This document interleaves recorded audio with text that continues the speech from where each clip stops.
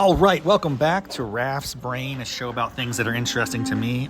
This is your host, Rob Raffety, and we are in store for a great episode today, man. It's Riffin with Raff, the third conversation with the one and only Grauben Lara. Grauben, welcome back to the show. Am I the only third? You know, you were, last time we met, my niece was ahead of you 3-2. Okay. But I since had a conversation with her. So she was up 4-2. Oh, now man. It's 4-3. You're rivaling Mallory Moss. Those are fun conversations. She's works in a movie theater, and we talk a lot about what it's like to be a 16-year-old kid growing up in rural West Virginia. But anyway, we're back in Panera Bread here in Boston. New year, baby, 2025. But what most excites me about this conversation, we're going to recap a little bit about what we just accomplished together, and then maybe start sketching out some plans for the future. And we're going to keep these conversations going because I just get a lot of energy from you, man. I really appreciate your time. Yeah, I'm really excited.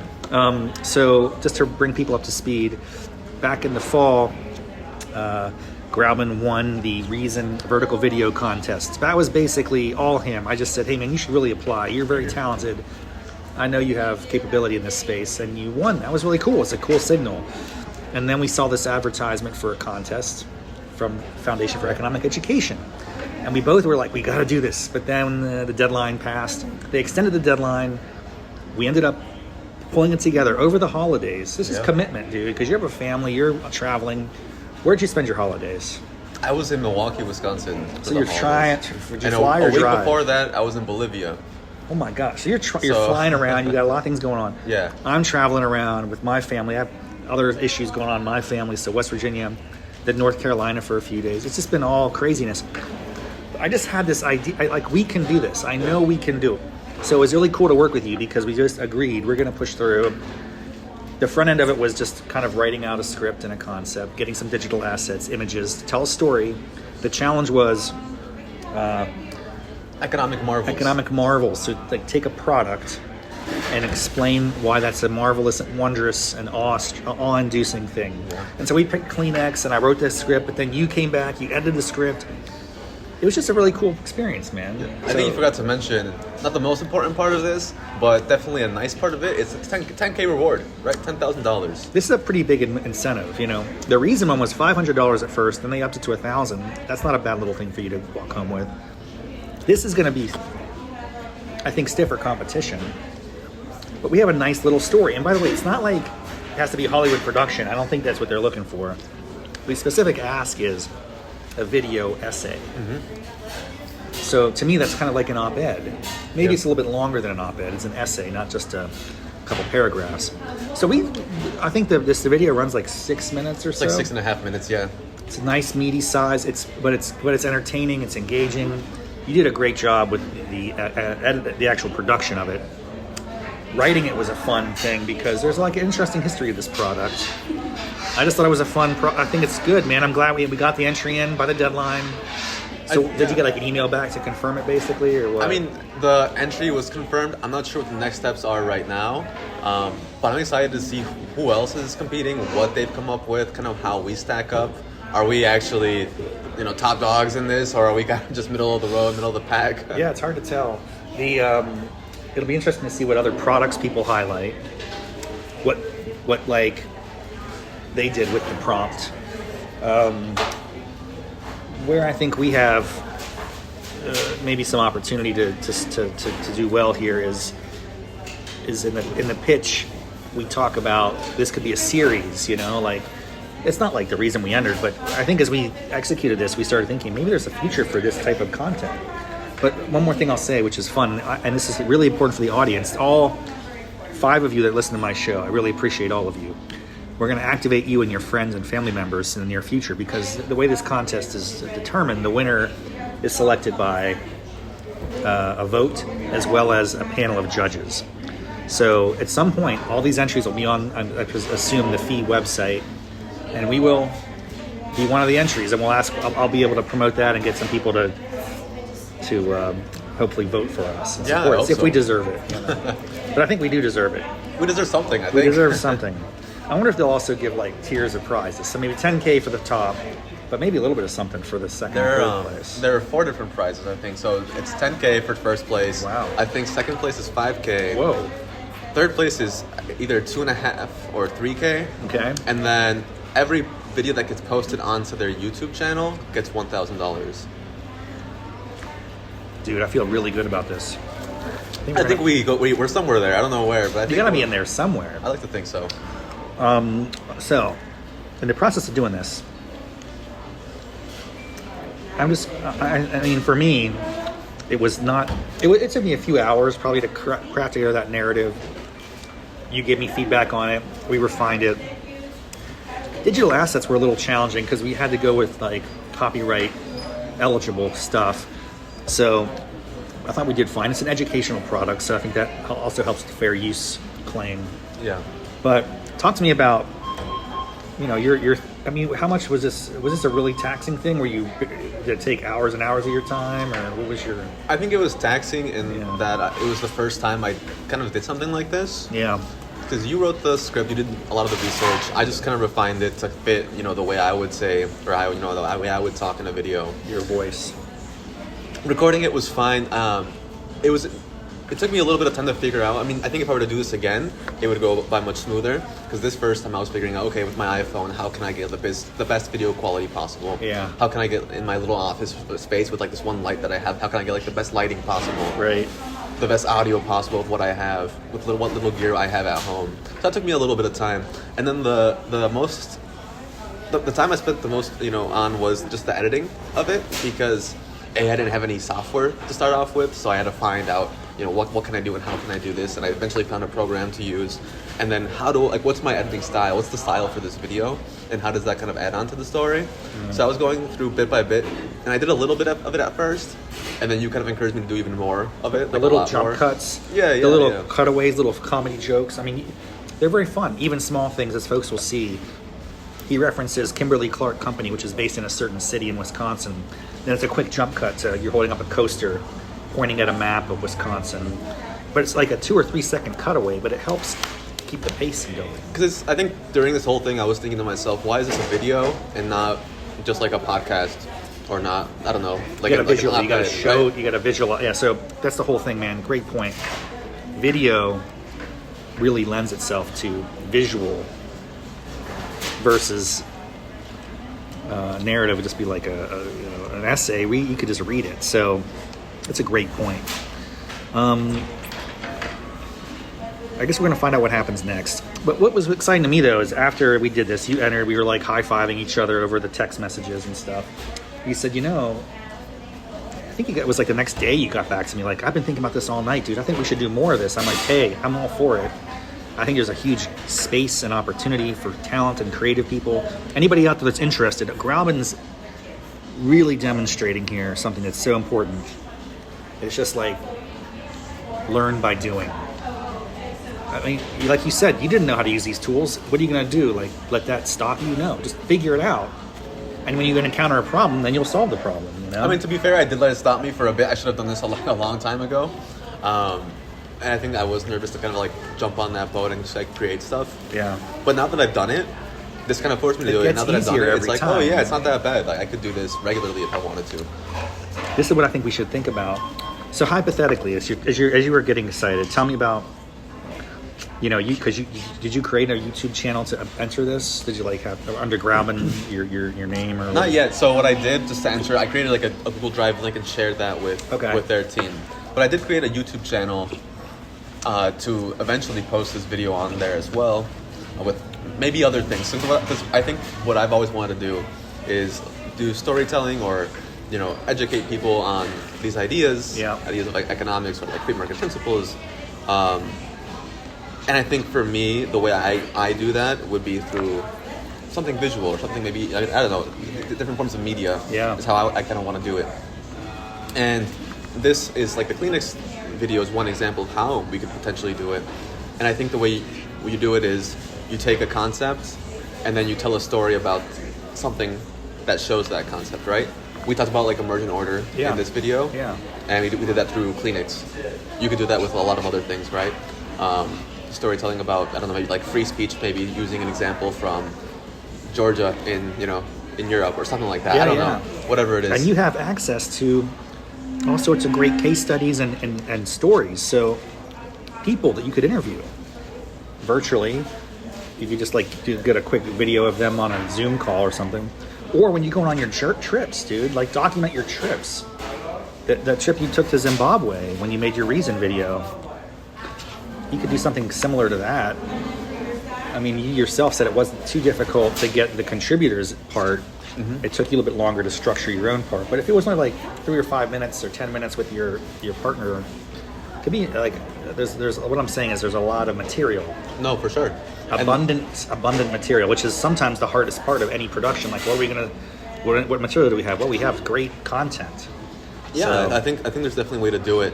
And then what I told you too, I mean, I mentioned this is my personal like comparative advantage, is that I created 2 different channels. Yeah. One that will be in English, and hopefully one that's like only in Spanish. And that way I can easily also translate that video and create 2 separate videos from like that one idea or that one concept. Dude. And then just have even more reach, hopefully, right? That's a great idea. AI tools should enable this. I mean, I'll say this, if it sounds nuts, so be it. This is where my mind goes for a big picture. First of all, I think it can start small, just going to get going. So it's a YouTube channel. But I think within a short period of time, and I'd be happy to help with this and partner with you on it, we can get the transcripts of the video and have them translated. We could conceivably, I realize the quality goes down a little bit, but I still think there's value, and I think a lot of people will consume it, which is ultimately what you want. To me, the quality of the production is important, but it's more about does it actually help people and reach them and get hits and you know, get people thinking. And I've seen videos like this on YouTube. They don't appeal to me, but they still get sometimes hundreds of millions of views. Like, wow. Basically, we could program your voice if you really were into this. This is how crazy it is. You can use these AI tools. You would go through a couple hours of like reading sentences and things. And then it could literally read a script with pretty degree of accuracy, even a foreign language. It could translate. And it could be beyond Spanish, where you could speak your native tongue there. It's not your native tongue. It's not your native tongue. Could you call Spanish your native tongue? I mean... Yes and no, just because it was the first language that I grew up speaking, but also I don't think I speak it as well anymore as I do English. Well, this is interesting. I have to go dig into the research on this. Why do we call something a native tongue? Is it because of what you're born speaking, or is it what you speak the best? That's for our linguistics channel. Yes, we're going to do that separately. But I think the idea here is you could create 100 different versions. Like Kleenex is sold in 150 different countries. Yeah, there you go. We could kind of like, boom, drop it in there. And then what it gets really interesting to me is all these episodes that you make could be different topics, different products or things. And you tag those channels. So for instance, when we put this out to get votes, I'm going to come up with a little bit of a social media strategy. Now, whether or not it'll work, who knows? But what if Kleenex got excited about this and they're like, oh, we're going to retweet this or repost this on our channels? I don't know if they have a huge draw, but it's just a thing to think about, you know? Or Kimberly-Clark, that company, or even like the little town in Wisconsin. And I'll even go like to World War II history buffs and things. Like, there are people out there that like different components of the story we're telling and could get excited and be like, oh, I want to support these guys. Yeah. That's how I think about it. There are different little groups. I mean, I was thinking about, like I said yesterday, in particular, I was thinking about, okay, if I post this on like my channel, what is the title and what is the thumbnail that goes along with this? Thumbnails are extraordinarily important. Yeah. Unbelievable. And I couldn't like come up with anything good for a bit, but then I was like, oh, has like a really big history component to it, and it's about, you know, Kleenex, but Kleenex isn't like the sexiest topic either. So the title I came up with, and you can tell me what you think about it, is "This World War I Innovation Built the Global Kleenex Empire." Dude, I love it. That is a sexy title versus like the story of Kleenex. This is better. World War I, like it leans in, dude. So if I'm like you said, if I'm a war buff, I'm gonna see, oh, World War Innovation. Oh, that's cool. The Global Kleenex Empire. Okay, what does that mean? I mean, that's just how I'm thinking about it. You know, it gets really crazy, and I'm not saying we should do this yet, but dude, I would want to encourage you to lean into this, and we could become, just the start of 2025, maybe this time next year, this thing is really grown into a pretty exciting enterprise. It's okay to think big, but you could A/B test titles and thumbnails and everything. So use this one title and release the same video with a different title.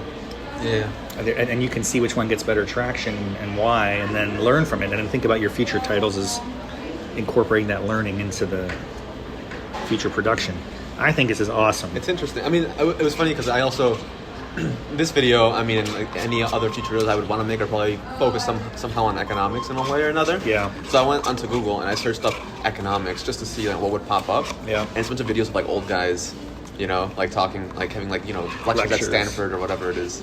And it's like, okay, so there's a window there. There's a window, yeah. I mean, seems like there could be a unique market fit.